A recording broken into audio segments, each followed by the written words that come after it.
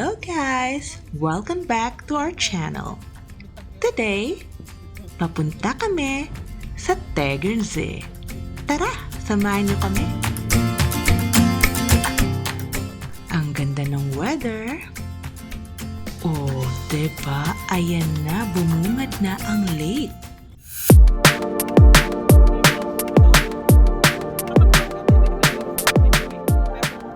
And the mountains, ang ganda. Oh, diba? Wow!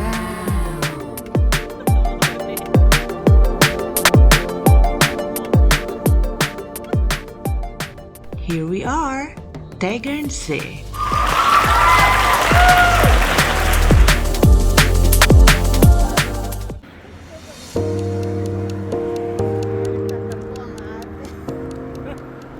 Ito ang city nila and yan ang museum. Maraming mga restaurants dito sa paligid.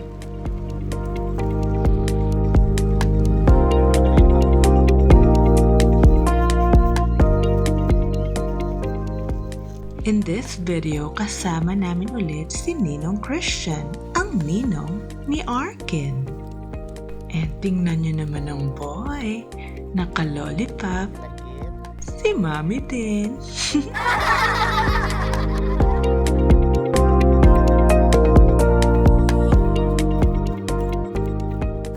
Ayan, dito maraming mga private na mga port or docks. Kasi maraming mga owner ng mga boats din. Yung ibang docks, pag-aari ng mga hotel, pero mostly pag-aari ng mayayaman. Oh, diba? Ang ganda! Oh, yeah! Tinatanong ni Ken dyan si daddy niya kung magsiswimming daw ba si daddy niya. Ayan, diba? Parang painting.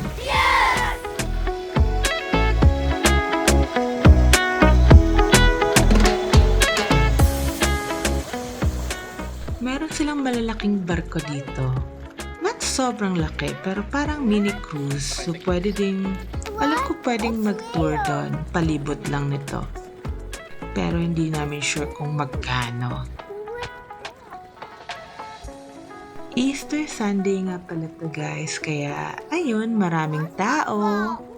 And si Arkin, maraming nakikitang mga whale, sharks, kahit wala naman talaga.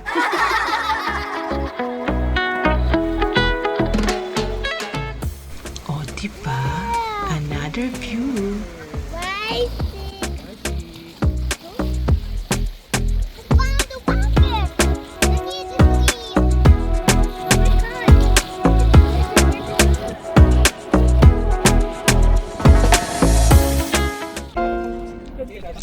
Favorite ko talaga tong Tegernsee ever since na dumating ako dito sa Germany. Every autumn, pumupunta rin kami dito. So every springtime or autumn, pumupunta kami dito. Ito ang konbento na may church sa gitna. Yung sa baba, may restaurant na. So ayan yung church. Tara, pasukin natin.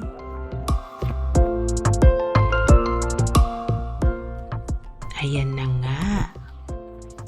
Ito ang interior.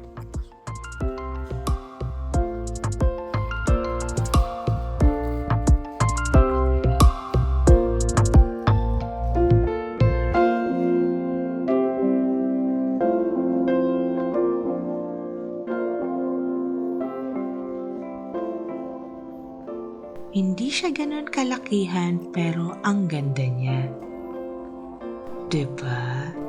Ayun na nga si Jesus, Easter Sunday kasi. Nag-pray muna po kami bago kami nagpatuloy lumibot. At ito na nga, we're heading towards the private castle. But before that, ito ang kanilang train station dito. Cute, diba?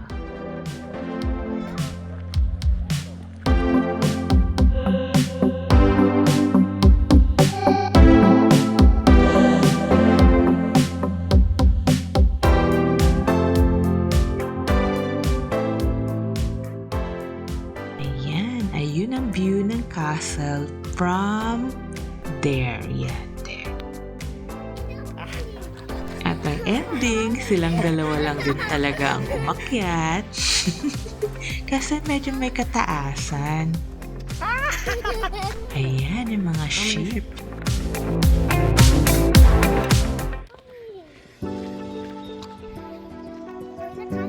Nee, zo goed, dat gaat ze. Rustig gaat ze.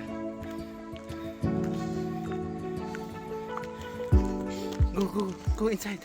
And nakarating na nga sila sa entrance.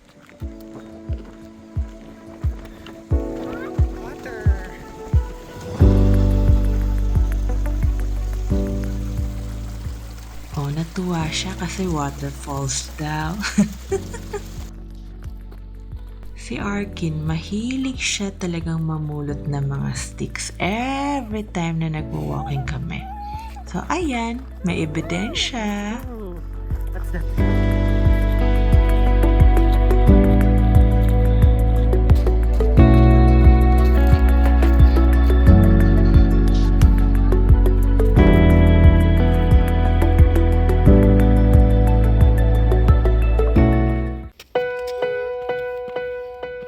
So, private owned siya, tulad ng sinabi ko kanina. And may restaurant na rin siya dyan sa baba. Yun, hindi siya malaki, pero ang ganda. Cute.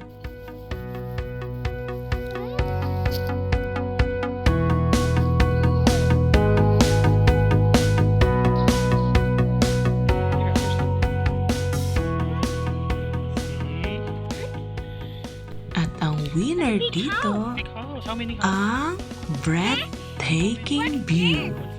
Tingnan nyo nga naman. Diba?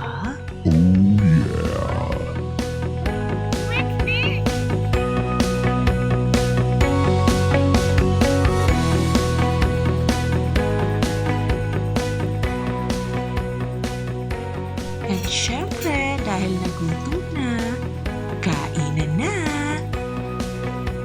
Ito yung restaurant na to, malapit lang dun sa train station.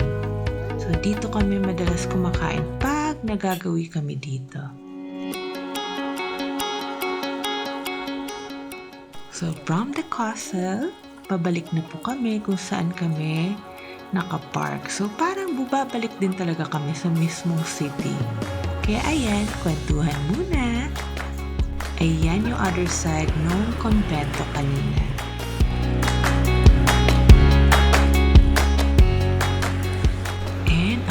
Bahay ng mga mayayaman. Ganda, no?